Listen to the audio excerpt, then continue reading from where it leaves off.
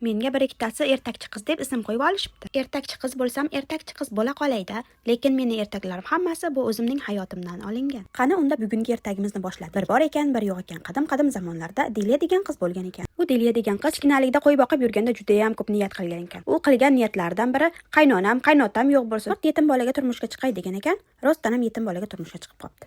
Shu joyda turmushga chiqmagan qizlarga maslahatim aytib ketay. Siz niyatingizni to'g'ri qiling. Nima niyat qilgan bo'lsangiz, hammasi boshingizga keladi. Niyatingizni chiroyli va to'g'ri qiling. Men esa o'zimni o'ylab, farzandlarimni o'ylamabman. Bugun Solixani bog'chadan olib kelyaptirsam, "Omma, ana u dugonamning buvisi bor, nega mening buvim yo'q?" deb savol berib qoldi. "Senda ham buvi bor, lekin seni buving O'zbekistonda" dedi. "Ana bu o'rtog'imni buvisi bog'chaga har kuni olib ketgani keladi. Nega meni buvim kelmaydi?" dedi. "Seni buving ham Koreyaga kelsin, albatta seni olib ketgani keladi" deb o'ylanib qoldim. Yaxshiyam bu gapni appasiga aytmay menga aytdi. Lekin appasiga aytgan taqdirda ham nima ham o'zgarardi? Bundan bir necha kun avval Teguda gul bayrami bo'ladi deb aytib qo'ygandim. Chunki o'tgan yili xuddi shu joyda tabiiy gullarni juda ham ko'p olib kelib to'kib tashlagandi. Men o'yladim bu yil ham xuddi shunaqa bo'ladi. Gul bayrami bo'lsa men obunachilarimga ko'rsataman deb o'ylagan edim.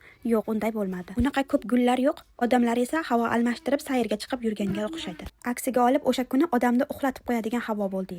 Yana niyat va istakka qaytsak. Men turmushga chiqib homilador bo'lganimdan birinchi farzandim o'g'il bo'lishini xohladim. Keyin bilsak o'ziga borib qiz farzand ekan. To'g'risi, g'alati bo'ldim. Men birinchi farzandim o'g'il bo'lishini xohlayotgandim. 2024-yili Facebook ochmoqchi bo'lib, o'zimni familiya ismimni kiritsam, 2017-yilda ochgan Facebook'im chiqib keldi. Facebook'imga joylagan rasmlarni ko'rib, o'zim hayratdan yoqamni ushlab qoldim. Chunki u paytda turmushga chiqmaganman, xohishlarim umuman boshqacha bo'lgan ekan.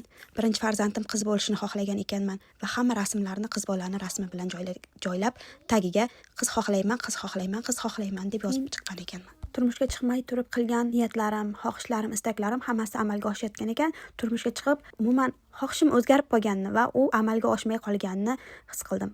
Alloh adashmagan ekan, hammasi shu kichkinaligimda qanday xohlagan bo'lsam, ana shunday ketyapti ekan. Xulosa esa o'zingizdan.